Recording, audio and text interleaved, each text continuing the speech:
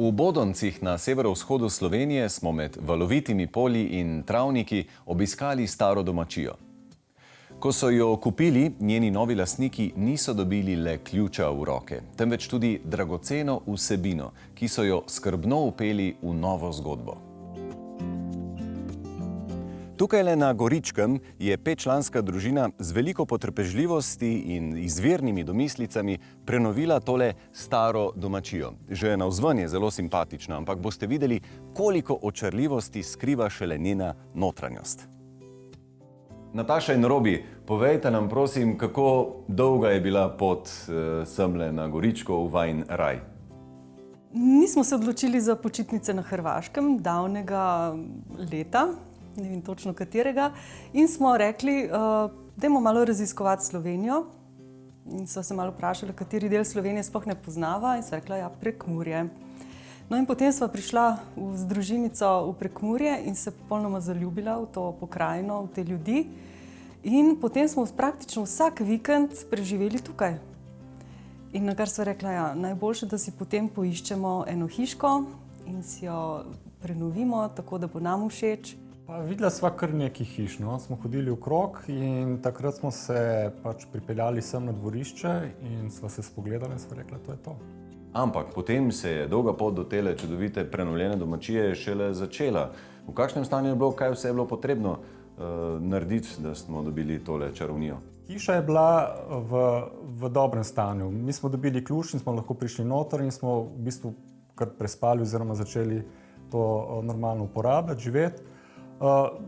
Jasno, hiša je iz leta 35, elektrika je bila že dotrajana, voda je bila samo ena pipa tamle v kuhinji.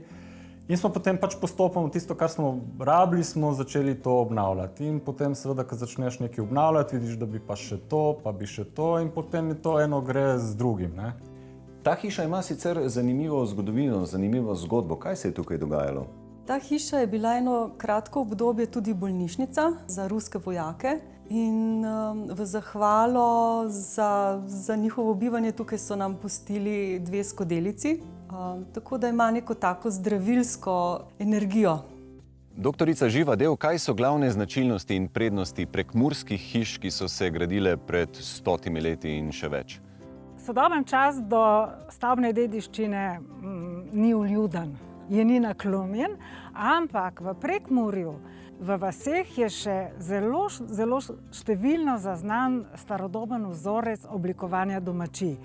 In sicer je niz lahko raven, temu pravijo stegnen dom, lahko je pravokotno lomljen v obliki črke L, to je hram na Vogu, ali pa celo 2-krat pravokotno lomljen v obliki črke U in temu pravijo dom na ključ.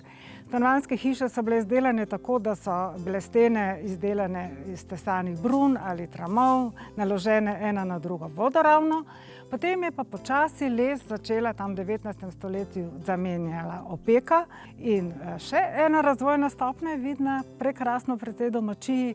Najprej pri starih hišah so bili vsi prostori, tudi stanovanjski, dostopni s pokritega zunanjega hodnika. Potem kasneje so pa ta hodnik zaprli in ta dolga notranja komunikacija je že naslednja in tudi zadnja razvojna stopnja domačij v tem okolju.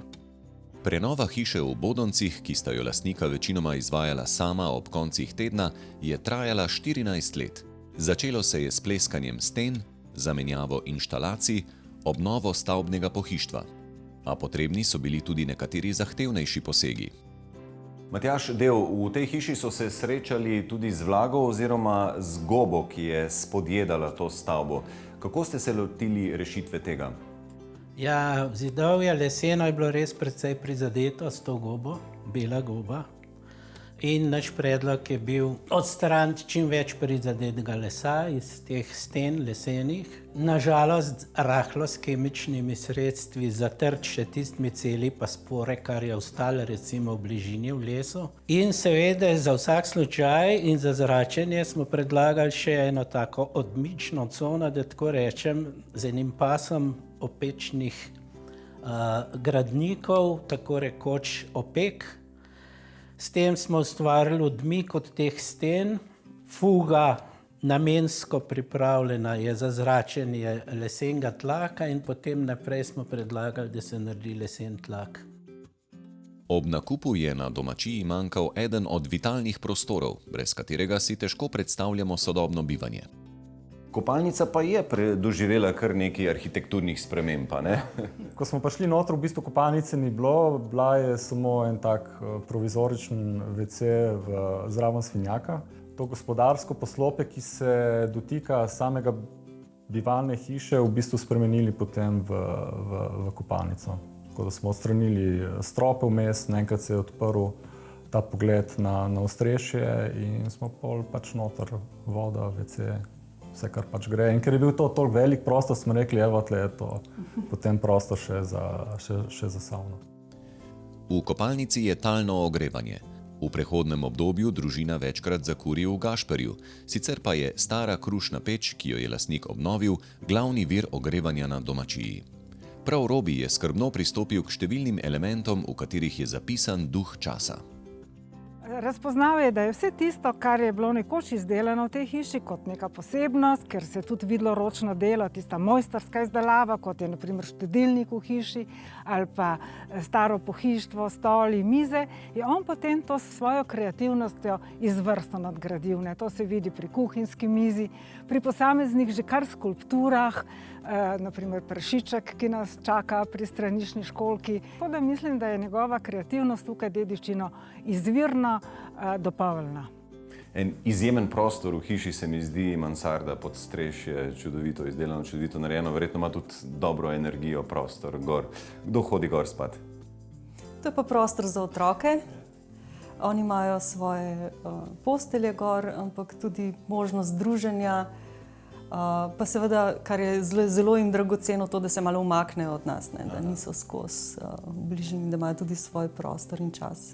Kako ste se pa kaj lotili urejanja okolice? Zaenkrat deluje vse pristno, približno tako, kot je verjetno bilo, ne? Ja. So tudi kakšni drugačni načrti? Načrti pa so, ker najstarejša hči zdaj študira oziroma je zaključila drugi letnik krajinske arhitekture in je rekla, da bo pripravila plan, kako bi uredila okolico. Dragoceni del domačije predstavlja prostorna zunanja niša, v kateri so nekoč imeli kmetijske stroje. Tam je v objemu opečnatih sten in lesene strešne konstrukcije nastala sijajna letna kuhinja, ki so ji lastniki vdahnili življenje z izbrano opremo. Mislite, da se lahko celotni program hiše kdaj spremeni v smislu, da bi iz vikendaške postala bivalna, prvi dom? Ja, Ja? zelo možno. Ja, seveda. Na koncu boste pa iz Goričkega hodili na dopust v Ljubljano mogoče. Ja, otroci že imajo tak plan za naju. Ja.